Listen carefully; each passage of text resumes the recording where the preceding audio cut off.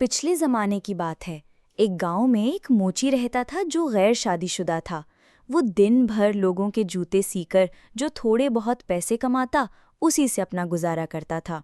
आमदनी इतनी कम थी कि वो अपने पेट का दोजख ही बमुश्किल भर पाता था, इसलिए शादी की मुतल्लक कभी सोचा भी नहीं था। एक दिन उसे खिचड़ी खाने का दिल किया। बाजार से चावल और मूंग की दाल खरीदी और बड़ी मोहब्बत से खिचड़ी तैयार की। जब खिचड़ी पककर तैयार हो गई तो उसने थाल में रखकर ठंडी होने के लिए छोड़ दी और सोचा कि जब तक खिचड़ी ठंडी हो तब तक सिलाई किए हुए जूते वापस कराऊं। इत्तेफाक से उसी वक्त एक भोका गीदड़ वहां आ निकला। जब उसने थाल में रखी मज़ेदार खिचड़ी देखी तो उसने वक्त ज़ाया किए बगैर खाना शुरू कर दिया। अभी वो पूरी खिचड़ी खा भी ना पाया था कि मोची आ पहुंचा। जैसे ही उसने गीदड़ को खिचड़ी खाते देखा तो फौरन दरवाज़ा बंद किया, गीदड़ को रस्सी से बांधा और खूब पीटा। गीदड़ सोचने लगा कि अगर इसी तरह पिटाई होती रही तो मैं जिंदा नहीं बचूंगा। रात गुजर गई, सुबह मोची काम पर चला गया तो गीदड़ ने एक चालाक तरकीब सोची। उसने मजीद चीखना शुरू कर दिया ताकि जंगल के दूसरे गीदड़ सुने। एक दोस्त गीदड़ ने आवाज़ पहचानी और मोची के घर आ पहुंचा।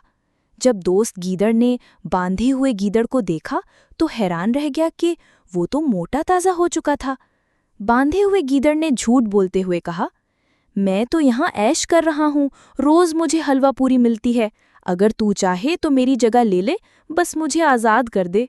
दोस्त गीदड़ लालच में आ गया और उसकी जगह बंध गया। बांधा गया गीदड़ निकल गया। शाम को मोची वापस आया, डंडा उठाया और हस्बे मामूल गीदड़ की पिटाई शुरू कर दी। अब की बार गीदड़ बोल पड़ा, मैं वो गीदड़ नहीं हूँ जिसने तुम्हारी खिचड़ी खाई है।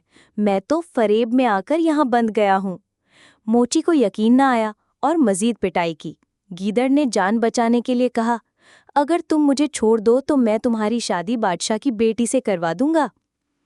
मोची हैरान रह गया, मगर गीदड़ की यकीन दहानी पर उसे आज़ाद कर दिया। गीदड़ गया, दरिया पार करके एक बादशाह के दरबार में एलची बनकर गया और झूठ बोलकर कहा कि उसके बादशाह ने आपकी बेटी के लिए रिश्ता भेजा है।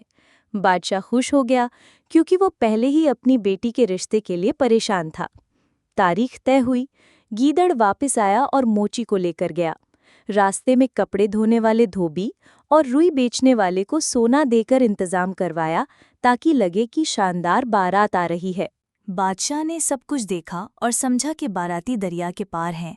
जब गीदड़ ने रोना धोना करके कहा कि तूफान में सब लोग डूब गए, सिर्फ दुल्हा बचा है, तो बादशाह ने फौरन मोची को कश्ती के जरिए महल बुलवाया। शादी धूमधाम से हुई। बाद में गीदड़ ने बादशाह से कहा, आपका दामाद तन्हा है, सब कुछ लुट चुका है, बेहतर होगा कि वो यहीं आपके पास रहे।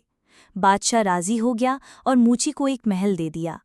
चंद दिन बाद गीदड़ ने मोची से रुखसत ली और कहा, मैंने अपना वादा पूरा किया, अब मुझे अपने साथियों के पास जाना है।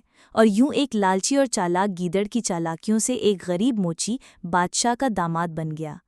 प्यारे दोस्तों, अगर ये कहानी आपको पसंद आई हो तो कमेंट्स में अपनी राय का इजहार ज़रूर करें। हमारे चैनल को सब्सक्राइब कीजिए और वीडियो को लाइक करना मत भूलिए। शुक्रिया।